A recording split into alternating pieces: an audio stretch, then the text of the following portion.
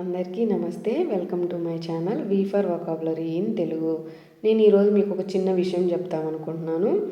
నేను ప్రతిరోజు ఈవినింగ్ మనం నేర్చుకునే 4 పదాలు కూడా మర్చిపోకుండా ఉండడానికి పోస్ట్లో క్విజ్జెస్ ఇస్తున్నాను. మీకు కొంతమందికి నోటిఫికేషన్ వస్తుంది, కొంతమందికి నోటిఫికేషన్ రావట్లేదు. ఒకసారి మీరు ఛానల్లోకి వెళ్ళి పోస్ట్ అని క్లిక్ చేయండి. దానిలో మీకు ఈరోజు ఇచ్చినటువంటి టెస్ట్ అనేది వచ్చిద్ది.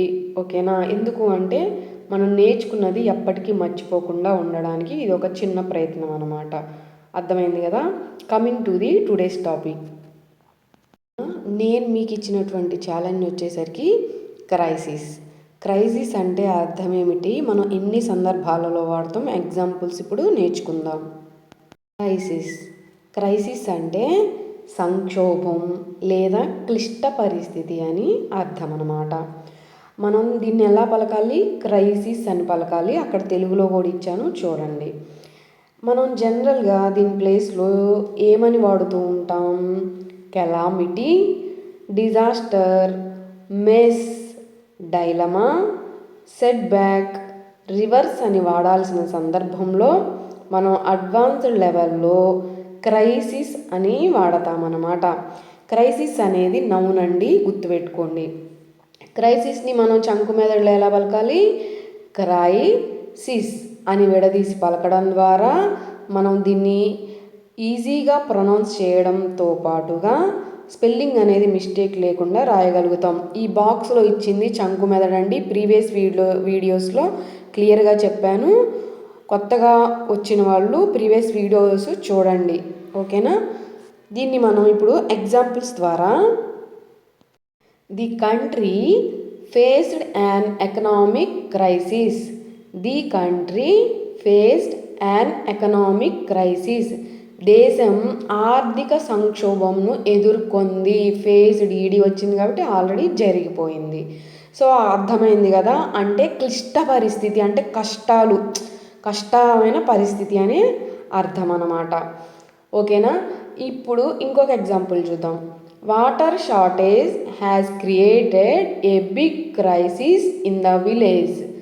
Water shortage has created a big crisis in the village అంటే నీటి కొరత అనేది ఆ గ్రామంలో పెద్ద సంక్షోభాన్ని సృష్టించింది అని అర్థం అన్నమాట. సంక్షోభం అంటే ఇప్పుడు మీకు క్లియర్గా అర్థమైంది కదా? Coming to the today's topic. ఈరోజు వీడియోలో ఇంకొన్ని అడ్వాన్స్డ్ వొకాబులరీ అంటే మనం రోజు వింటూ ఉన్న అడ్వాన్స్డ్ వొకాబులరీని ఫుల్ ఫ్లెడ్జ్డ్గా నేర్చుకుందాం. Coming to the first word,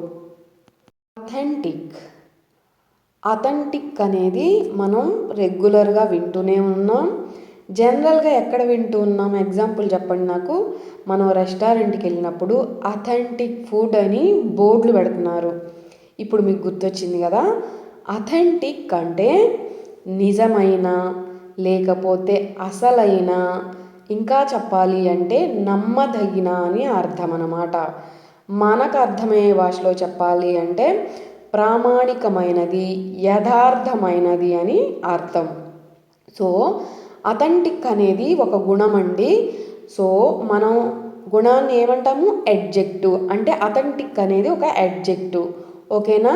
దీని ప్లేస్లో మనం జనరల్గా trusty, trustworthy, believable, reliable, actual, truthfulness, genuine, original అని చెప్పాల్సిన సందర్భంలో అడ్వాన్స్డ్ లెవెల్లో మనం అథెంటిక్ అని వాడుతున్నామన్నమాట. అర్థమైంది కదా? సో మనం దీన్ని అథెంటిక్ అంటే ఇప్పుడు చంకు మెదడులో అథెంటిక్ అని విడదీసి పలకడం ద్వారా అథెంటిక్ అని ఈజీగా ప్రొనౌన్స్ చేయగలుగుతాం. వీటిని ఏమంటాం?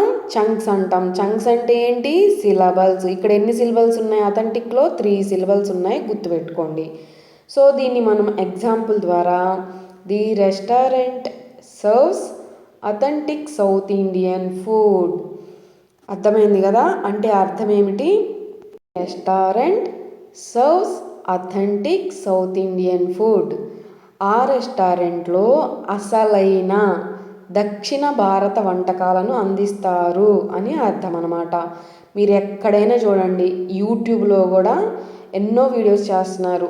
అంటే మనం ఎక్కువ శాతం ఈ ఫుడ్ రిలేటెడ్ వాటిల్లోనే ఇది వాడుతున్నారు. నేను చూశాను, నేను విన్నాను. సో ఇంకేదైనా ఎగ్జాంపుల్స్లో చెప్తూ ఉంటే ఖచ్చితంగా మీరు కామెంట్ సెక్షన్లో కామెంట్ చేయండి. ఓకేనా? ఫుల్ ఫ్లెడ్జ్డ్గా అర్థమైంది కదా. అథెంటిక్ అంటే ఎలా పలకాలి? అథెంటిక్ అని పలకాలి. ఆ వర్డ్ కిందే తెలుగులో ఇచ్చాను చూడండి. Coming to the next word, obligation. Obligation అని పలకాలి.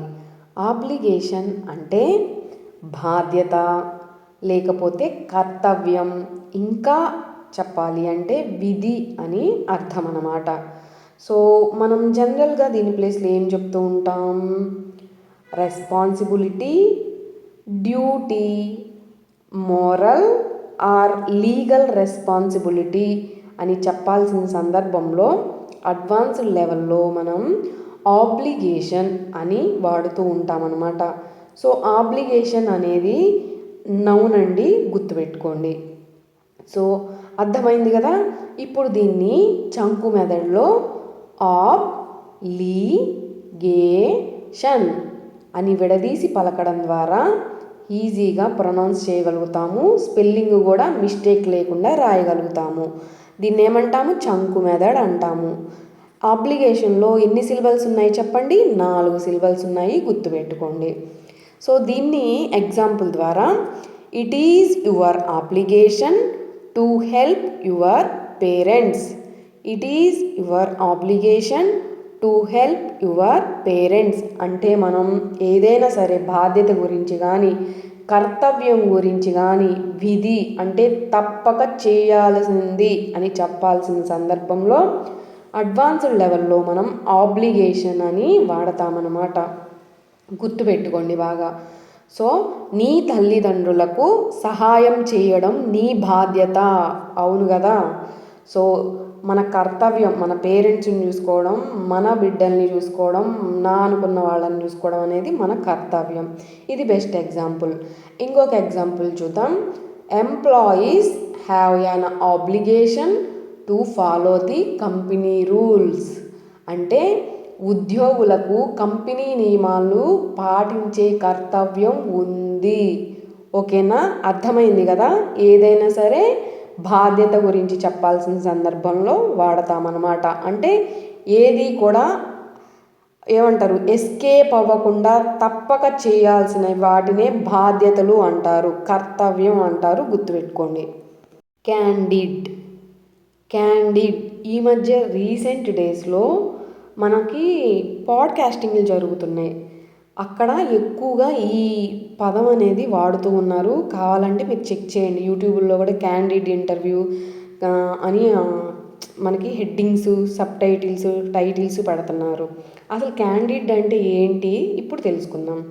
క్యాండిడ్ అంటే నిజాయితీ గల, స్పష్టమైన, మనకు అర్థమయ్యే వివరంగా చెప్పాలి అంటే నిర్మొహమాటంగా, అంటే ఎలాంటి మొహమాటం లేకుండా స్ట్రైట్ ఫార్వర్డ్గా ఏదైనా కానీ ఏదైనా బోల్డ్గా చెప్పడం కానీ, అలాంటి సందర్భంలో మనం క్యాండిడ్ అని మన కాన్వర్జేషన్లో వాడతామన్నమాట.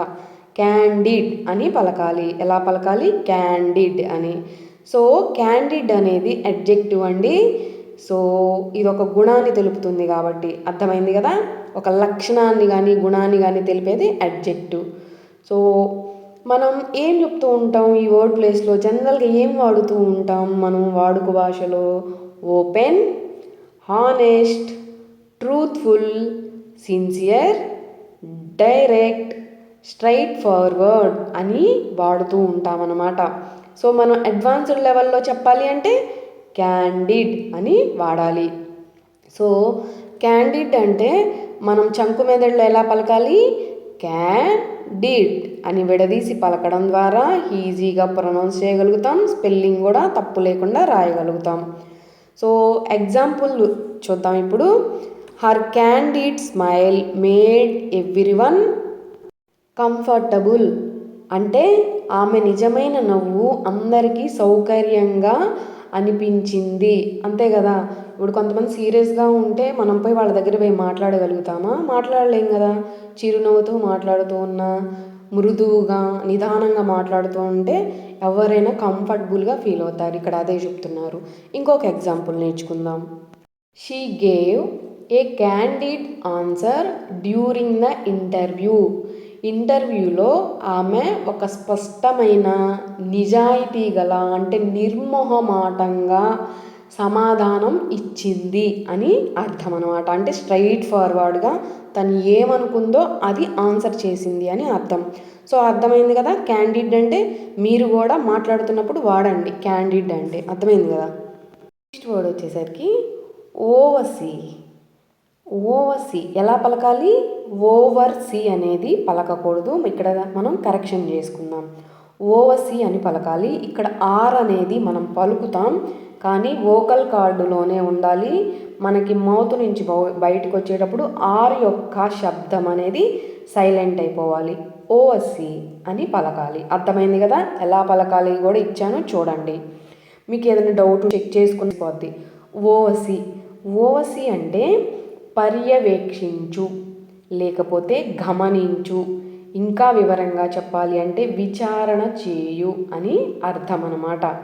మనం ఓవసీ ప్లేస్లో జనరల్గా ఏం వాడుతూ ఉంటాం? Supervise, be in charge of, keep an eye on, inspect, manage, direct or guide అని వాడుతూ ఉంటాం అన్నమాట. అడ్వాన్స్డ్ లెవెల్లో ఏం వాడతాం? ఓవసీ అని వాడతాము. సో మనం జనరల్గా ఏం వింటామంటే ఓవర్సీ అని అంటూ ఉంటారు. నేను కూడా విన్నాను. కరెక్షన్ చేసుకోండి. ఓవసీ అని పలకాలి. దీన్ని మనం చంకు మెథడ్ ద్వారా ఓ సి అని విడదీసి పలకడం ద్వారా ఈజీగా ప్రొనౌన్స్ చేయడంతో పాటుగా మనం స్పెల్లింగ్ అనేది మిస్టేక్ లేకుండా రాయగలుగుతాం. మీకు నేను ఏదైనా వర్డ్లో సైలెంట్ అని చెప్పినప్పుడు ఆ స్పెల్లింగ్ని కొంచెం ప్రాక్టీస్ చేయండి. ఎందుకు అంటే మనం చూసారు కదా, ప్రొనౌన్సేషన్ చేసేటప్పుడు ఆర్ సౌండ్ అనేది పలకట్లేదు. అప్పుడు ఏం చేసేస్తాం? మనం ఆర్ని తీసేసి రాసే ఛాన్స్ ఉంది. అందుకని ఈ సైలెంట్ లెటర్స్ ఉన్న వర్డ్స్ కొంచెం అబ్జర్వేషన్ చేయండి. ఓకేనా. అర్థమైంది కదా. సో ఎగ్జాంపుల్ ద్వారా manager will overseas the new project. The manager will అంటే ఏంటి? ఫ్యూచర్కి సూచకం అన్నమాట. Will overseas the new project. Manager కొత్త ప్రాజెక్టును పర్యవేక్షిస్తారు. ఫ్యూచర్ టెన్స్లో జరగబోయేది కదా. సో అర్థమైంది కదా. ఇంకొక ఎగ్జాంపుల్ చూద్దాం. Teachers overseas students during the exams. పరీక్షల సమయంలో ఉపాధ్యాయులు విద్యార్థులను పర్యవేక్షిస్తారు. అంతే కదా, గమనిస్తారు. ఎవరు కాపీ కొడుతున్నారు, ఎవరు స్పీడ్గా రాస్తున్నారు, ఎవరు పక్కగా చూపులు చూస్తున్నారు, ఇవన్నీ. సో అర్థమైంది కదా ఓవర్సీ అంటే. ఈ పదాలు మనం డైలీ ఇప్పుడు వింటున్న పదాలే. సో బాగా అర్థమైందని అనుకుంటున్నాను. నేను ఈరోజు మీకు ఇవ్వబోయే ఛాలెంజ్ వచ్చేసరికి రిడిక్యులస్. అసలు ఈ పదం చాలాసార్లు వింటూనే ఉన్నాం. రీసెంట్ టైమ్స్లో కూడా చాలామంది మాట్లాడుతున్నారు కాన్వర్జేషన్స్లో కూడా. సో అసలు దీని అర్థం ఏమిటి అనేది గెస్ చేసి కమెంట్ చేయండి. ఈ వర్డ్ గురించి మనం నెక్స్ట్ వీడియోలో ఫుల్ ఫ్లెడ్జ్డ్గా నేర్చుకుందాం. ఈ వర్డ్స్ నచ్చినాయి, ఈ వీడియో నచ్చింది అని అనుకుంటున్నాను. మీకు కనుక మన వీడియో నచ్చినట్లయితే లైక్ చేయండి. ఎవరికైనా యూస్ఫుల్ ఉంది అంటే కనుక మర్చిపోకుండా తప్పకుండా షేర్ చేయండి. మీరు ఈరోజే మన వీడియో చూస్తున్నట్లయితే మీకు యూస్ఫుల్ ఉంది అంటే కనుక తప్పకుండా మర్చిపోకుండా సబ్స్క్రైబ్ చేసుకోండి. మీ అందరి ఆశీస్సులు నాకు ఇలాగే ఉండాలి అని కోరుకుంటూ, ఉంటాయి అని ఆశిస్తూ thanks for watching my video.